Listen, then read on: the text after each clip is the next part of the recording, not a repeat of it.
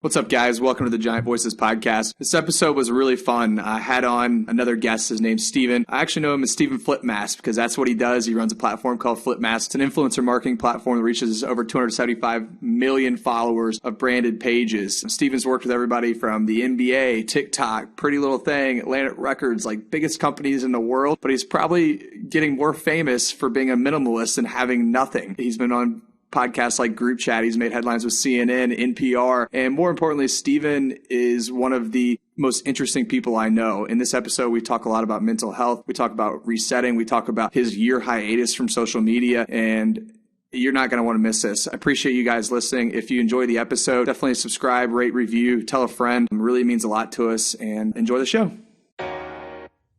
Do you ever wonder how some podcasts get thousands of new listeners and you don't? Do you wonder how people get featured in major publications? Do you ever wonder how Instagram videos go viral? Welcome to the Giant Voices podcast, hosted by Carson Jones. Every week we bring you the biggest names in podcasting, marketing, and public relations to help you break through the noise and take your brand to the next level. Oh, and we like to mix in the uncomfortable topics like mental health, anxiety, and the internal battles that keep us from growing. Now, let's get to the show.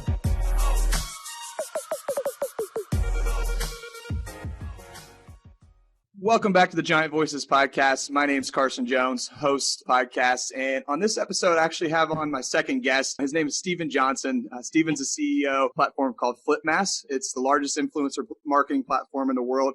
Reaches over 275 million followers. Steven's worked with worldwide mega brands like the NBA, TikTok, Pretty Little Thing, Atlantic Records, just to name a few. Outside of having the biggest influencer platform in the world, Steven's actually become well known for owning absolutely nothing. In this episode, he's actually talking to us from his pod that we'll talk about in the show. Recently, he's been featured on popular podcasts like Group Chat and has made national headlines on CNN. Steven truly is one of the most interesting people that I know and also one of the kindest. I'm excited to share your all story with him. And Steven, thanks for being on the show. Let's go, Carson. Thank you so much for having me on, man. My man, it's a pleasure. I appreciate you making the time. So over the last 6 months, we really got to know each other pretty well. And, we've been in a lot of groups together. You've connected me with a lot of great people. And it's interesting because you've got one of the biggest networks in the world. You know so many influential people, but clout and followings and all the stuff that means so much to so many people doesn't seem like it matters at all to you. Before I met you, you actually had deleted Instagram for an entire year, and you almost got this mysterious persona and aura about you. So tell me the origin story, going back before all this Flipmass stuff, who is Steven Johnson? That was big, man. I like to think back to when I started in social because I've been going with that for about 7 years now. And that's sort of like my placeholder in time of where I started with all this. I had Facebook confession pages when I started, and I really got to dabble and got the light bulb went off. I had these Facebook confession pages and it was for fun. I've always had little internet things that I've worked on, and they've always broken even or maybe made a little bit of money, but none really took off. Always pie in the sky ideas and just experimenting. And this one did. We started with a Facebook confession page on my campus. And that the moment the light bulb went off, we had 2,000 or 3,000 people on the group. They would confess anonymously to, back then it was a Survey Monkey form. And then we had moderators that would upload it anonymously to the Facebook page. And then 2,000 to 3,000 people on campus would see it. And I remember sitting in the library. I was a student, 2012, UT San Antonio, and hearing people talk about UTSA confessions, in the library. And I was like, whoa, this is crazy. Because I was anonymous too. No one knew that I was running it. So to see people open up the page and talk about it in real life versus just interacting with them on the page was really crazy. And then I realized, hey, wait a minute. I've worked with WordPress before, and I've tested AdSense here and there. And so rather than doing SurveyMonkey, I just created a quick WordPress site, and it was a submission form, and I threw AdSense on it, and it started making a couple dollars. And then I was like, wait a minute, there are so many other campuses. I don't know the exact number, but I want to say we got close to 50 campuses, all had a couple thousand people in each group, and started to make more than a couple dollars, a couple $100. And that's really when the light bulb went off for me, not only experiencing the in real life impact, people talking about it, on campus, but then like the AdSense starting to make a little bit of money. It was in no way enough to support myself, and I had just quit a full-time job at a bank. And so I also was like, wait, I'm sort of good at like the social media thing. It's completely intuitive and like natural to me. And I know this is 2012. Social media was sort of like wishy-washy. No one was really sure on it. And so I was like, well, there are these brands, or not brands, like retail stores, like stores in like my local area that don't have a good like Facebook page, Twitter page, even website. And so there was one night where like I basically like I had to find a way to like make enough income to support myself for the month, and the AdSense wasn't going to cut it. That was my fun side project. And so I went and passed out, and I still have. I'm going to send you this flyer. It's embarrassing and like really humbling and amazing all at the same time. But I passed out a flyer that said, I will like make your Facebook page for you, create a header, a logo, run it for you, $100 one-time charge. So Facebook, Twitter, like social media management, $100. To me, like what, if I got like 10, 20 people, right? That's my income for the month. Like I can pay rent, car, utilities, everything else. And so I passed out 100 flyers overnight, stayed up all night, wrote on the back of each one, put it in an envelope, wrote on the back of each one, like, hey, these are the specific to each store. I went to a retail center, 100 flyers, passed them out, said like, hey, y'all could work a little bit on your website. You don't have any social media links on your website, and just gave each one individual tips specific to what they needed. And not a single person responded. And by whatever you want to call it, I call it magic. How about that? I had also posted to Craigslist, and this guy named Larry from Charm and Jewelry, he had originally owned most of like the jewelry keywords on Google. And that was like his success in like bringing the jewelry store to web. And he was like, hey, like, I was early to web and that worked out really well. And I see this whole social thing working or doing similar things. And so I want to try it out. And so basically Larry covered my cost of living for a couple of months. And I just did like full-time, like social media management for him. And around the same time, I noticed a Twitter page, College Fashion, shout out to College Fashion, a friend of mine now, had grown to like about 500,000 followers and was using all the confessions from my Facebook pages. And I was like, wait a minute, like you have way more followers and you're growing way more quickly than me. And so basically Larry, that like full-time or part-time, but was working full-time, like social media gig, like supplemented my income. And then I started to dabble in Twitter. And then there was this thing back then called My Likes. This was going into 2013, Cha-Cha. And I started to ask people like Peter Francis, who ran like at Danny Tanner on Twitter and a bunch of other pages, and ask these people like, I will pay you to like teach me to grow the way that y'all have grown. So I learned how to grow on Twitter, grew a page to 50,000 followers, started making $100 a day on it. And I was like, all right, this is it. I'm all in. And from there on out, grew tons of pages, learned how to monetize them, built a couple projects off them, realized that in digital, especially like theme pages, which is where I operate, there's a lot of nefarious activities. There are a lot of like young people, and there's a lot of money, and so scamming happens really often. And so going into 2014, we started Flipmass, which was I'd leveraged all my cash and put it into pages, and I had about $3,000 left in my PayPal. And I could have cashed that out and covered like rent and car. And my friend Allison was working with me at the time. But I put it into a page and everyone vouched for this guy and he scammed me. And for a month, I went down a rabbit hole trying to I filed a police report. I opened up multiple disputes with PayPal and I never got that money back. So that month of thinking basically started Flipmass, the community. And it was just a lot of these theme pages, millions of followers didn't have personal pages. And so we just started out basically vetting our friends, saying like, hey, I've done good business with these people. We made them make personal profiles, and Flipmass started as just a little community of no matter what type of business you're doing on social, it was a safe place to do that business. And from there, it evolved into 2015-16, a marketplace. We released an iOS app, which was crazy, fascinating. We started building a team. My co-founded Flipmass. We incorporated in 2016 with my co-founder David, who's also our CTO. And now we're a full-fledged influencer advertising platform. Web, iOS, you name it. I love it. So like I've obviously only seen the last 6+ months of building Flipmass and what it's turned into, and I've seen it grow even from where it started when we first met. But so I want to get to Flipmass, but first, I kind of want to back it up to before we met, because you built this company that revolves around Instagram pages, and it's become your full-time job. It's become your business, your baby. And then all of a sudden you decide to take a year hiatus off of Instagram. What was that like? How did you, what was the reason first off? And then what was that like coming back? And how did you continue to grow your business when you're not even on Instagram? So, okay. So I took my hiatus, let's see, I believe it was 2017 to 2018. Yeah. And it was for two reasons. One was a human reason. Like humans don't scale. Like as a human individual, you have like a capacity. There's only so much you can do in a day. And I was doing everything that I possibly could from all hours of the night. I was doing like the entrepreneur grind, hustle lifestyle, and it wasn't sustainable. Two, wasn't anything.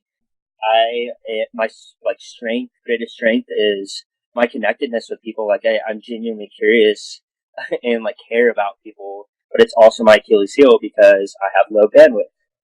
So I'm like hyper connecting with people, but I need to balance it. I didn't know that in 2017. And so, we also built a team. We hired 14 people that year.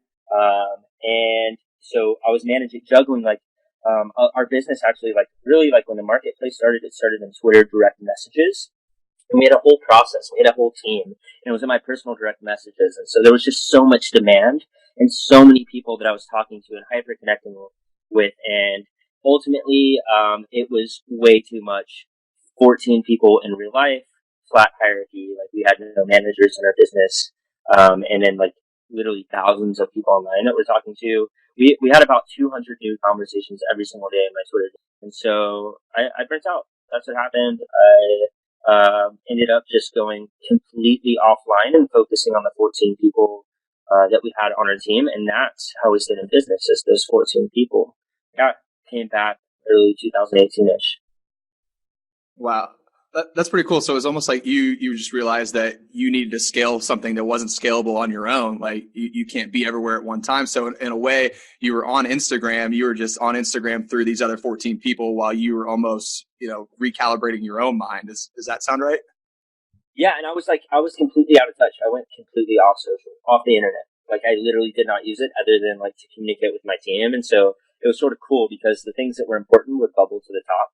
And then it just gave me time to like, I went through like a dark time for sure, like depression, like not wanting to leave my bed for multiple days. And I am so lucky that I was surrounded by people that actually care about me. Like we weren't just like a team of 14 people. We were all friends. And so they would literally like break my door, pull me out of my bed and say, let's go get food. So I'm just really lucky that like during my dark time, and I know a lot of people experience these dark times, I was surrounded by the right people and they pulled me out, and that allowed me to have like a year, like you said, of recalibration. And then I finally came back.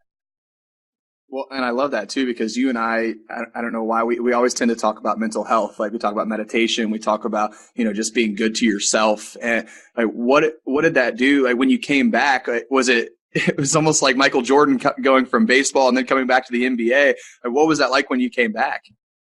Okay, so here's the thing. I did a lot of things. So that was the first time I like really learned about burnout. I thought I had experienced burnout before. That was burnout, and I never want to experience it again. So when I came back, I went full-fledged. Not only was I surrounded by the right people and my friends, we had challenges. So we were doing like 100 push-up a day challenges, full 30 diet challenge, vegan diet challenge, fasting challenge. And so I actually just went full-fledged and stopped doing everything. I was using nicotine, caffeine. I mean, if you ever get to the point where you can't count the amount of cups of coffee that you drink in a day, you gotta correct it. Like if you feel tired and you've had 8 cups of coffee, there's something wrong and you have to fix that. And so I went no caffeine, no sugar, no gluten, no nicotine, no alcohol. So I came back like as strong as I possibly could.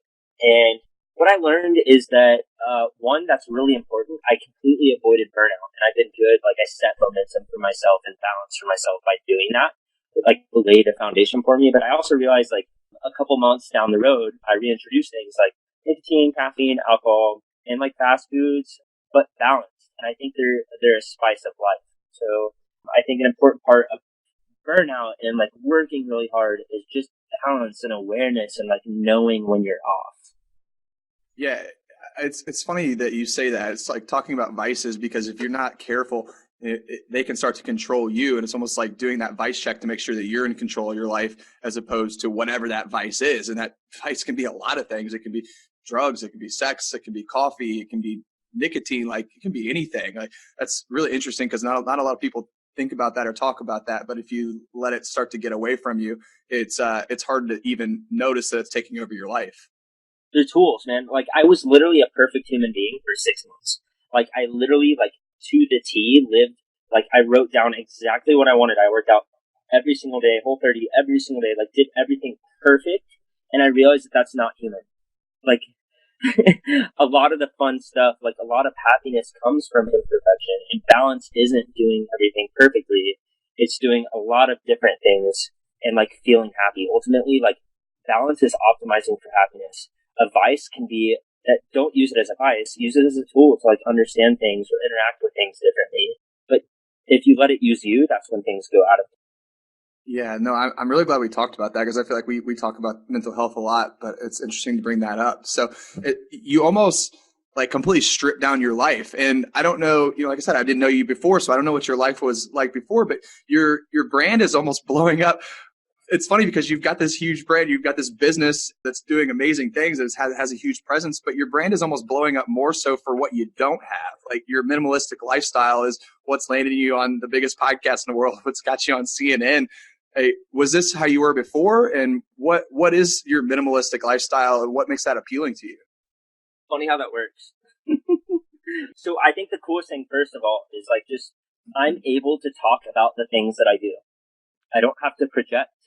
I don't have to talk about the past. I get to be completely present and say, like, this is what I'm doing right now. And that is, like, one of the greatest feelings in the world. And it just makes life so much easier and simpler and makes me happier. I think minimalistic lifestyle, I obviously have been asked this question like a million times over the last couple of months. And I've boiled it down to my parents being in real estate. My dad is a mortgage broker, and then they would make real estate investments on the side. And so basically, when I was growing up, they would buy a home, we would live in the home, they would fix it up, and they would sell it. And this was basically like a year cycle, almost every year. That was like their big thing was they would buy, we would live in it, fix it up, and then move to the next one after they sold it. And so my mom always gave me a box and said, keep all the things that are important. I had to give up a lot of stuff, and this is every single year. And I think a lot of our habits come from childhood, and then I think that's the one that I picked up. And so when I originally moved to California, I moved out with a big U-Haul, and then I had a partnership fall out like 2015 in San Diego, and last minute I had to move back to Texas. And so I had an entire storage unit, and I basically, the lady that was there, I literally gave her everything, all of my belongings, and it was just natural to me, and it felt right. And I think literally I'm on this year cycle where now, like, I've given away, like, as far as, like, physical objects, like, I've literally given away, like, everything that I own, and so I don't own anything anymore. And so, like, on a yearly cycle, it's sort of cool, because now I just get to optimize what I own versus, like, adding or subtracting new things. I just get to take what I have right now and then find, like, what's better. So an example would be, like, I'm wearing an H&M hoodie right now because I'm not sure what jacket. I only have 2 outfits. They're the exact same. And I like for them to be like the best, obviously, since I only have 2. And so I bought an H&M hoodie because it was like one of the cheaper options, and I'm going to wear it, and it's similar to what I want to wear. And I'm going to find like some of my favorite brands like Lululemon and Under Armour. I'm going to find whatever hoodie I think is best, but I get to experiment right now and sort of like optimize for, okay, now I've found the hoodie that I want to wear every single day. So rather than adding and subtracting, it's just optimizing. Yeah, like you want the best version of that one thing, which is so funny, because you last time I saw you, how many outfits do you have now? Because last time I saw you, you said you only had 2, and then 1 pair of gym clothes, right? It's 2, yeah, and 1 pair of gym clothes. And unfortunately, like, I don't work out a lot, and that's another like decorrecting right now, because I should have like 2 pairs of gym clothes. But yeah, my daily thing is I've got an Equinox membership, so part of like living in pod chairs, like a bunk bed, like co-living community, and part me being able to do this. I've been doing this. The longest stretch is right now. It's 5 months, about to go into 6. Part of being able to do that for that long is I have things like WeWork and Equinox. I don't just have this. And so with Equinox, this is going to get, I've been called by NPR an affluent homeless. And the reason why is because I don't have a home and I have Equinox. And so I show up to Equinox. I have 2 pairs of the same outfit. I show up with the outfit that I have on right now. That's the dirty outfit for the day. I put it in their 24-hour laundry service and I take the fresh one out. And I do that every single day. So Equinox has 24-hour laundry service. Basically, you put your clothes in the bag, they wash them, they show up in your laundry the next morning. And so I'm going to need 2 outfits. And I love it so much. Like it's really interesting to me because, you're surrounded by an entire community, entire world where all it is Rolexes and flashing cash that, that people took out of the bank and, fronting, taking pictures in front of Lamborghinis. Like, what do you think? Is it an ego thing? Like, what is it about you that doesn't crave any of those things when it's going on all around you? Okay. I can't say that I didn't. 2015, before Flipmass was like structured properly and incorporated as a business, and like we were all on salary, I was just a sole proprietor, and I had like Flipmass and Mass Social and all these different projects, and all the income that I made, I kept. And so I had a year where I went to the club and like got bottle service and like drove nice cars and went to nice places and ate whatever I wanted, and bought whatever I wanted. And that was, I think that was just a moment for me because I realized like I literally like had everything that I thought that I wanted, but I was like one of the most unhappiest years of my life. And so I think that just gave me a foundation for like optimizing for happiness. And so now I know like what I've already been through that. Like I've already experienced that. And I think having money is good. And having experiences are special. But every person has a different pie chart, a different formula for what makes me happy. And I know that those things don't make me happy through that experience.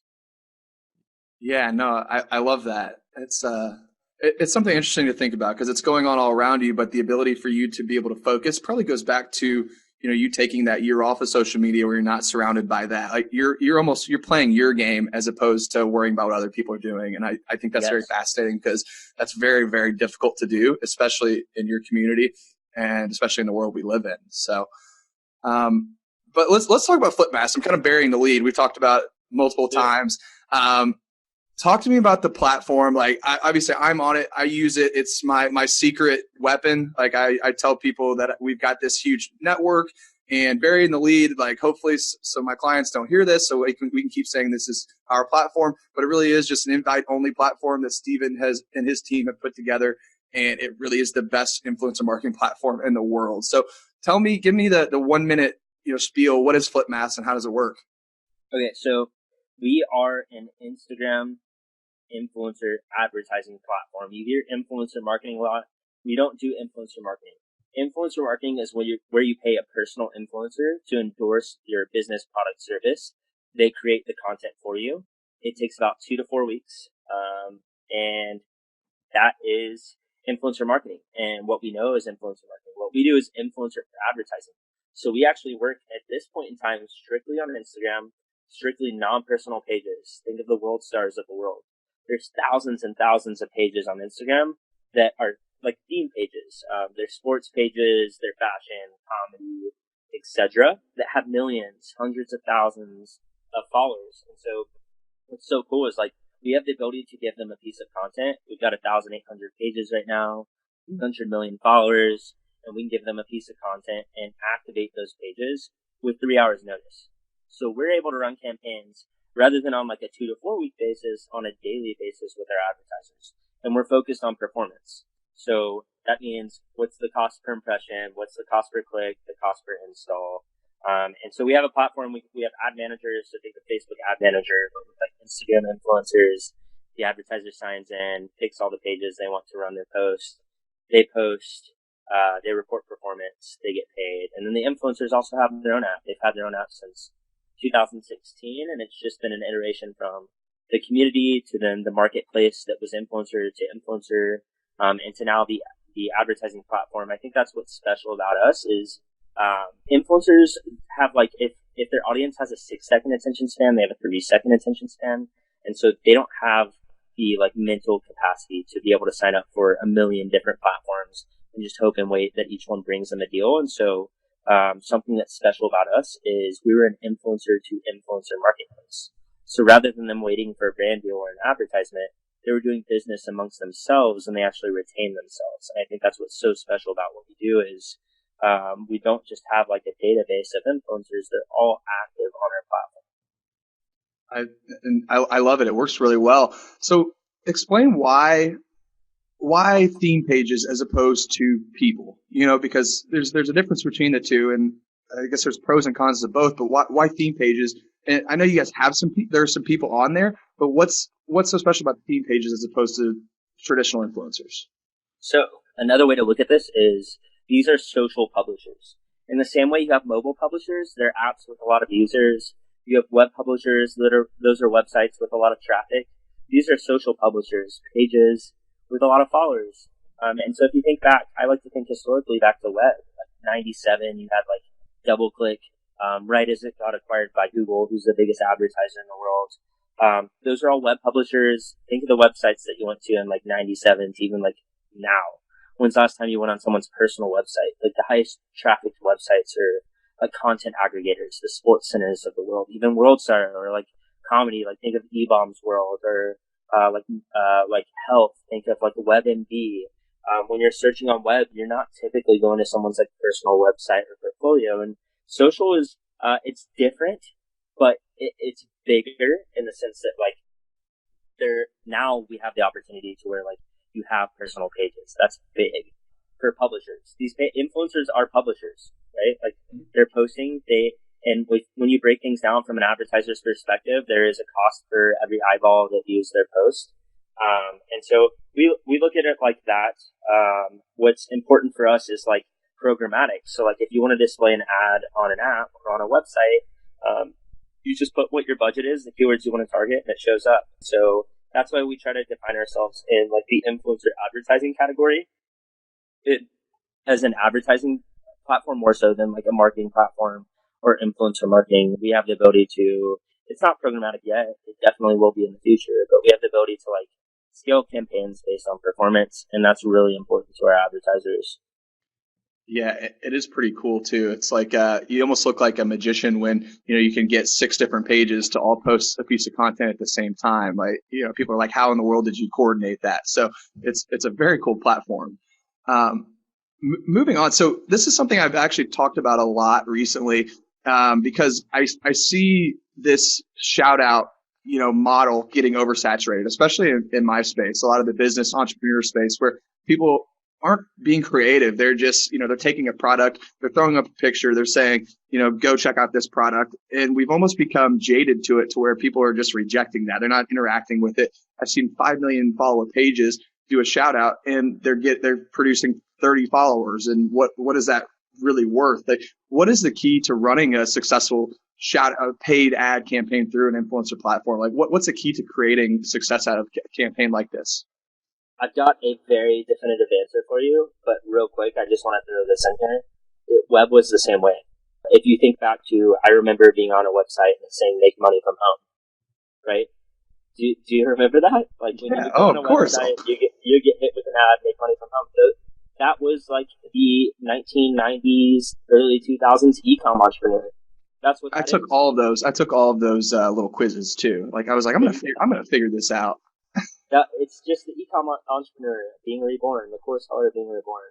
And so it really sucks because it does saturate things, especially because they get in early and they know how it works. And so they're really doing just like content arbitrage. Like they don't really care what they put out because they know that it's really inexpensive to buy posts from these pages and from influencers.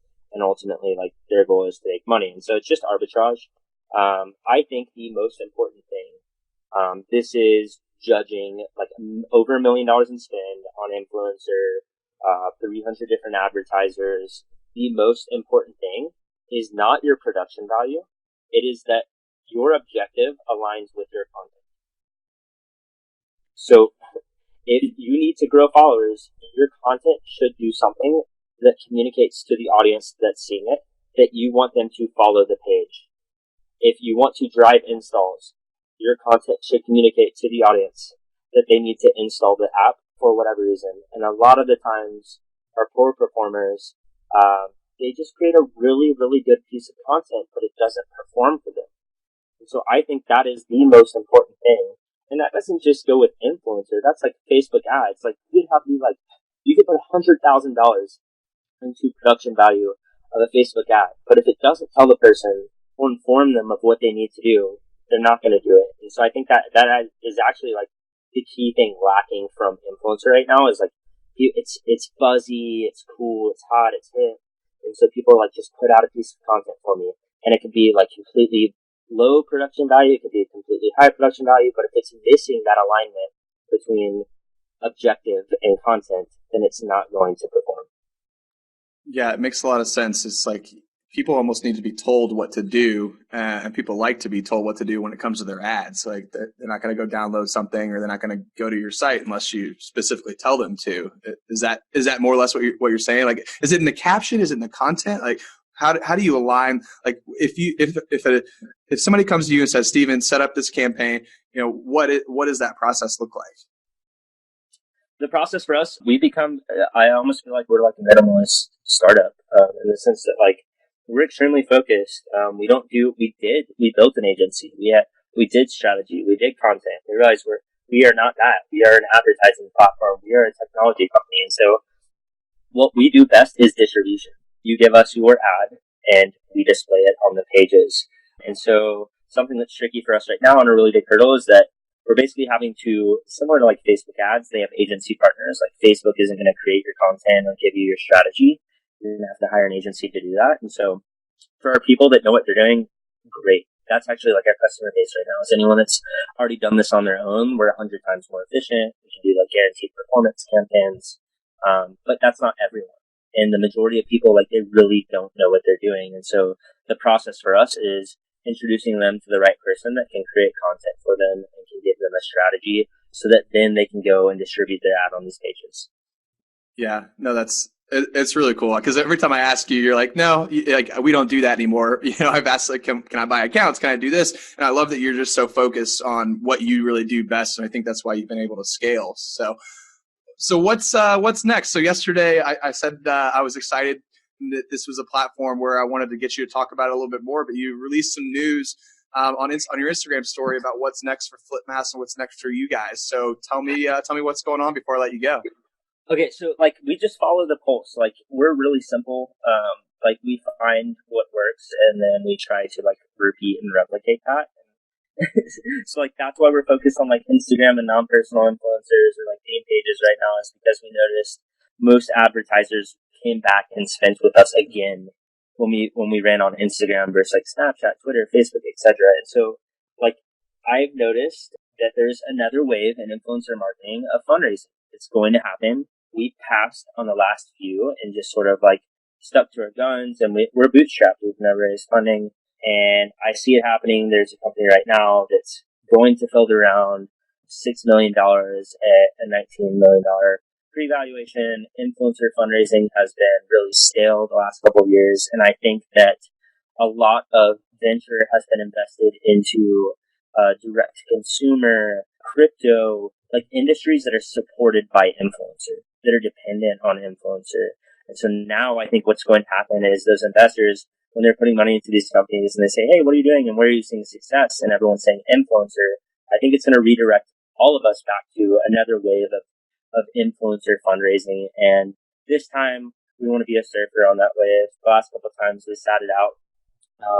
And so I think as an industry, in the next 3 to 6 months, we're going to see a lot of influencer companies raise funding. And then for us as a business, we've never really we've been sort of like all over the place, like just trying to figure things out. And we're in a spot now where like last month, this month, and the next month, we will have 2x our revenue, doubled our revenue month over month. And so I think we're just going to be in such a sweet spot with influencer fundraising wave beginning, and then us with our revenue on the advertiser side starting to take off, and us like really feeling like traction and product market fit, that this will be the first time, like I've been waiting for this day, this will be the first time that we actually fundraise. So you'll see us fundraise, and we're starting conversations now. And probably in the next 3 to 6 months, you'll see us take part in that next influencer fundraising wave. I can't wait to watch it, Steven. So, well, before I let you go, tell people where they can find you. You've gone to a minimalist approach back to your Instagram. I went to your page and you stripped it down to one post, which is a beautiful post. But if people want to get in touch with you, where can they find you? Yeah, go find that post. It's a good one. I really care about it.